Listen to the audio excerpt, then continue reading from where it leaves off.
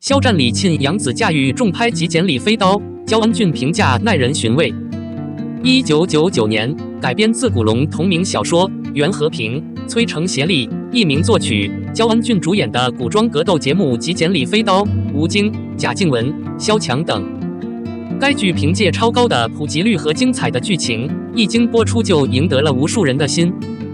由于这部《小李飞刀》的盛行，焦恩俊等人在节目中也名声大噪，甚至成了近20年的硬模范。焦恩俊对此也发表了评论，粗声粗气地说：“20年后谁也不想改变，它只是发生了，它没有。”无论如何，总而言之，《极简的李飞刀》是一部堪称典范的作品。总有一些人需要尝试重新开始。几天前，有消息称该剧宣布重做安排，并出现了一些主要工作的可能性。肖战饰演男主李寻欢，李寻欢是《小李飞刀》的男主，可以说是整部剧的精神了。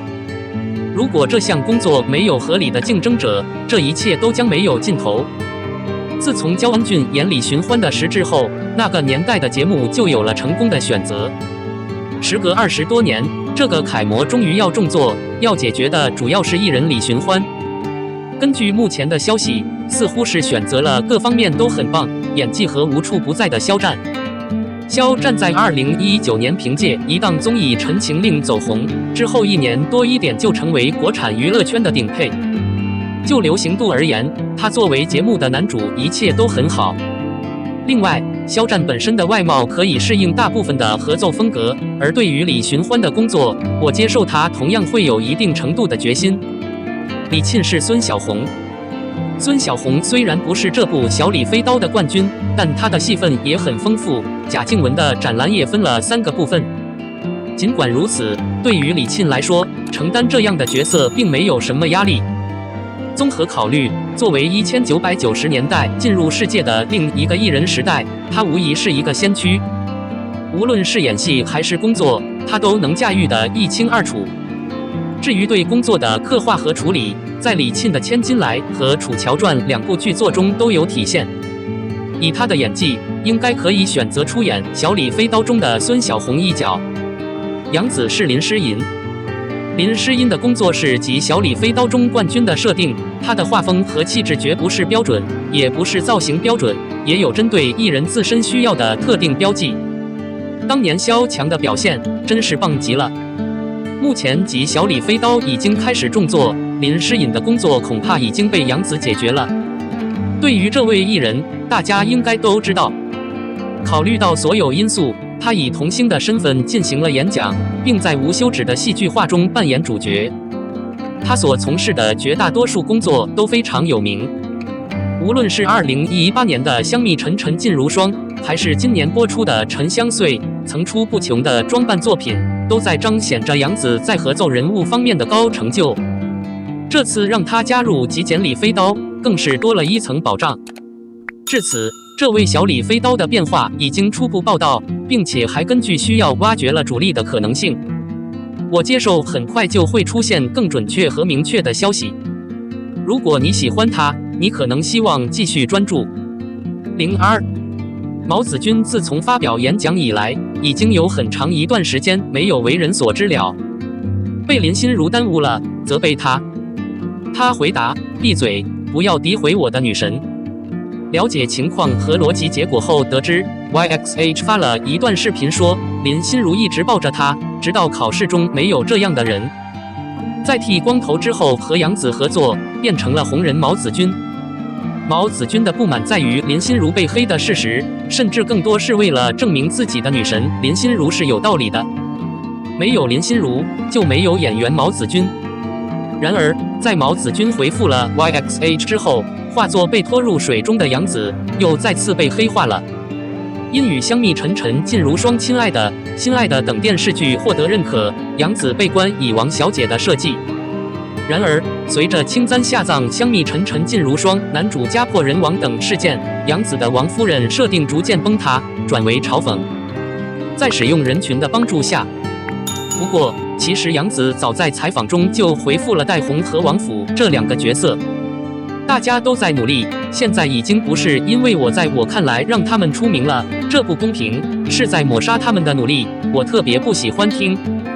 可惜 YXH 经常无视杨紫的解释，黑子一再坚持王太太的设计。而这一次，在 YXH 对毛子君这些年的进步表示自责的同时，现在已经不是最厉害的黑林心如，而是杨紫的名声。这在毛子君的帮助下变成了回话，也让杨紫黑的恋人闻之色变。不过，实际上杨紫是毛子君的贵人来解释两人前同事这句话显得格外贴切。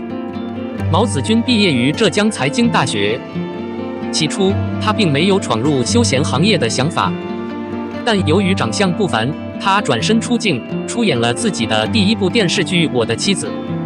2010年，毛子君与林心如在《美丽心灵》中相识，林心如成为毛子君进入休闲行业后的第一个贵人。正如毛子君所说，没有林心如，就没有演员毛子君。出演《美女心机》后，毛子君借助林心如被吸引，并签下 banner。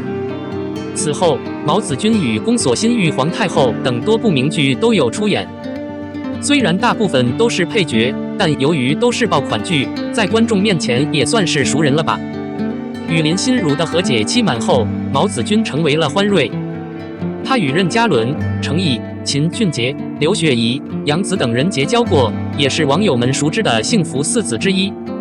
成为欢瑞的一员后，毛子君与青云志、大唐荣耀、龙珠传奇、白蛇传等多部知名剧作共同出演。但是在最多的工作是男帮工和男副手的同时，还有万年二男的身份。毛子君离开欢瑞之后，万年二男的身份就继承了帮助使用刘学义。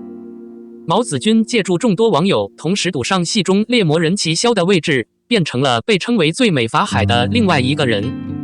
剧中借助毛子君演绎的齐萧是男二，但性格却很优秀，与小青结成 CP， 借助李曼表演，甚至收获了不少情人。